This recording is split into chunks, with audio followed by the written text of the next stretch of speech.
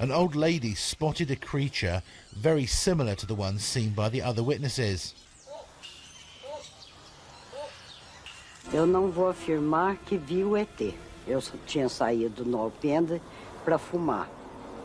E vi uma coisa muito feia. Os olhos vermelhos, grande esbugalhado.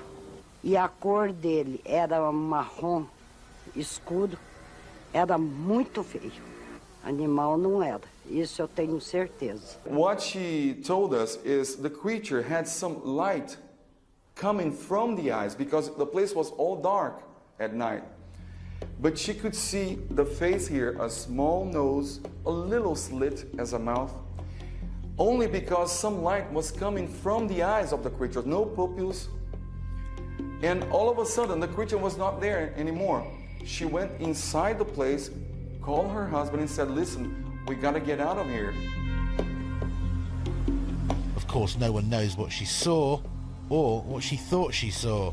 But it's interesting that in the days before this sighting, several animals had died suddenly at the zoo from unknown toxic poisoning. Muito estranho que logo após o aparecimento dessa criatura, nós estávamos com um problema dentro do zoo em morte de animais que tinham ocorrido desde fevereiro. Tá? Eu perdi 5 animais e sem explicação nenhuma científica, porque o laudo técnico diz que morreu de não sei. E não é comum. Eu sou diretora desse zoológico há 7 anos e nunca tive um caso desse. So had another alien creature hidden itself away in the zoo, or did Mrs. Klepf misidentify some other animal? Got a lot of witnesses in this case. I don't think that people are making this up.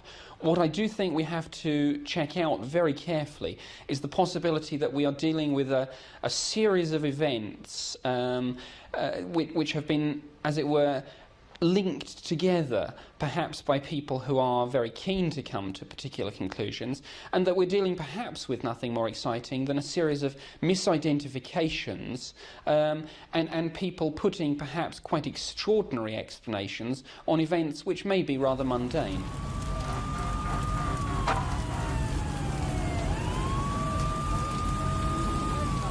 The American journalist and UFO investigator Linda Moulton Howe compiled a detailed report on the incident in Brazil. She's convinced that not only did aliens crash down in Brazil in January 1996, but that both the Brazilian and the United States government deliberately covered it up. They know and have been covering up for at least 50 years that extraterrestrial biological entities are interacting with our planet, have access to backyards, to pastures, and to even bedrooms in the human abduction syndrome. Not wanting people to be aware of that because they're afraid of mass panic, I can understand up to a point. But everything in me says, life teaches you, knowledge gives you strength, ignorance weakens you.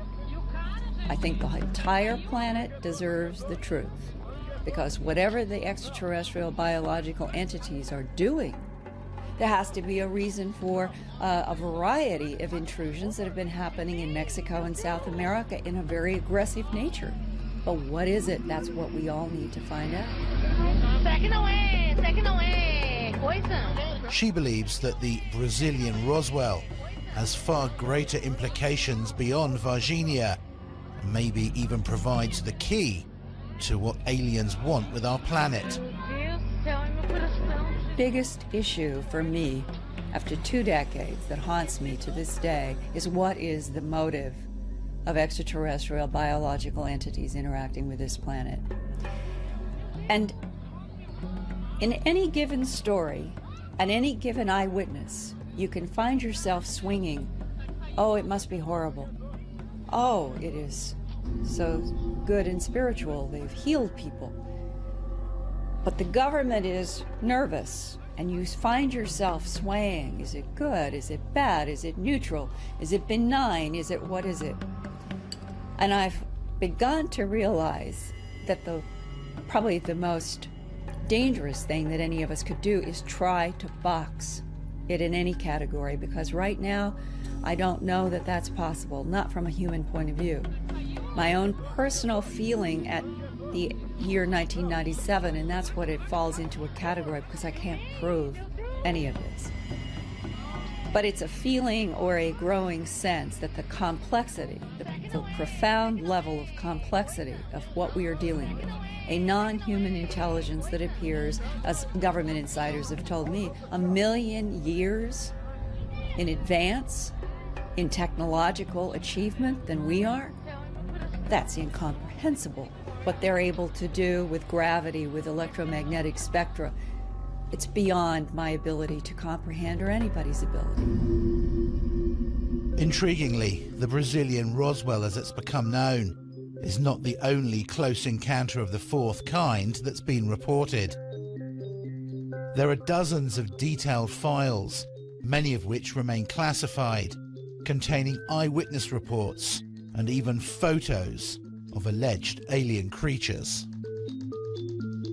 I'm convinced beyond doubt that we have recovered aircraft, alien vehicles, that we have made contact with aliens, that we are communicating with them in some way or form, and that we have vehicles and bodies in preservation. I take a clear-cut, unambiguous stand. One, the evidence is overwhelming that planet Earth is being visited by intelligently controlled extraterrestrial spacecraft. In other words, some UFOs, underline the some 18 times, are extraterrestrial spacecraft. Most are not. I don't care about those. Secondly, we're dealing with a cosmic Watergate. That means that some few people within the governments of the United States, Canada, Britain, and undoubtedly other countries have known since July 1947, when at least 2 crashed flying saucers and several alien bodies were recovered in New Mexico, that indeed some UFOs are extraterrestrial spacecraft. 3, none of the arguments made against the first 2 conclusions by a very small but very noisy group of negativists, as I call them, the debunkers, stand up under careful scrutiny. I think that undeniably and unquestionably we have been and are being visited by extraterrestrials, but quite what their motives are and quite what's going on, the jury's still out on that one. We need to know, though. Based on 25 years or so of research and history and sighting analysis, doing case investigations, film photography, still photography, video, and so on, I've concluded that they are here, whoever they are, wherever they came from, whatever they're doing. Other intelligences are messing around on our planet. And I guess it's up to society to realize that and come up with some sort of a response before it's too late. I think the major reason for reticence to discuss this subject publicly and for the extremely high level of secrecy is embarrassment. I don't think it's so much that they think the public is going to panic, rather that they, the officials in charge of this information, are going to look rather impotent were it known that there are extraterrestrials invading our airspace against whom we have inadequate defense. What really happened in Varginha is still a mystery. On one hand, there are dozens of reliable witnesses, both civilian and military, who swear blindly that they saw alien creatures that night. There's an eyewitness who saw the crash site in flames, and there's a soldier who claims to have guarded the creature inside the hospital. On the other hand, the Brazilian military and fire department deny anything happened and that the witnesses are just misidentified dwarves. I'm pleased to see that, partly because of Roswell as a precedent, that people are taking such an event seriously.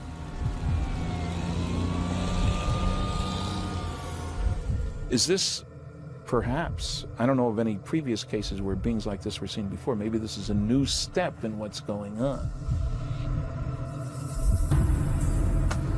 I think we're just having the biggest opportunity to prove that the mankind had some contact with alien creatures. The Roswell incident is a very important one, but it happened 50 years ago. This is recent. We have a lot of information from military sources, civilian sources, I mean fresh information. So I think this is going to be a very important situation where we can prove that alien beings had really visited our planet. We already know the names of the people involved. We know the details of the operation of capture, of transportation of the creatures, everything. They can't hide much from us. I think one must remember that witnesses are fallible. People make mistakes. People misidentify things, particularly if they see them under unusual conditions. So always, I would say to people, look for the prosaic explanations first. Look for the misidentification of some sort of military exercise going on. Look perhaps for the idea that you might have had some space debris re-entering the Earth's atmosphere, giving rise to quite a spectacular display. Consider again the entity report, that you might simply be dealing with some wild animal, startled and perhaps, again, seen by people that weren't particularly used to seeing this sort of creature. There are many, many things which perhaps individually wouldn't have given rise to this great incident, but when perhaps just taken together led to an extraordinary series of coincidences which, frankly, gave us a situation where people have got things wrong.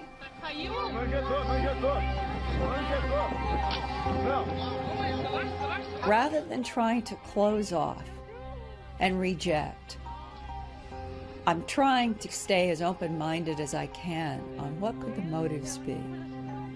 If survival is a key issue, and that all of the information is saying our own survival as a species could be tied with whatever these extraterrestrial biological entities are involved with,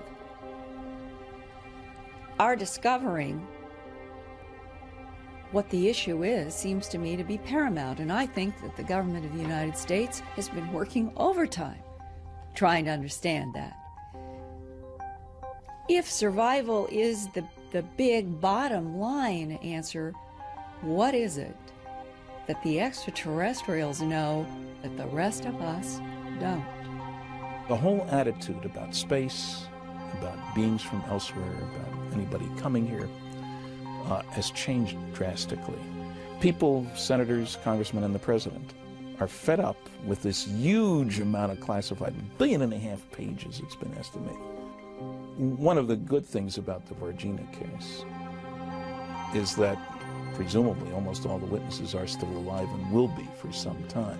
So we've got some hope here. If major effort is expended to get more witnesses, especially the insiders, the guys at the hospital, the military guys who grabbed and so forth, then there's certainly a good chance we can find those people.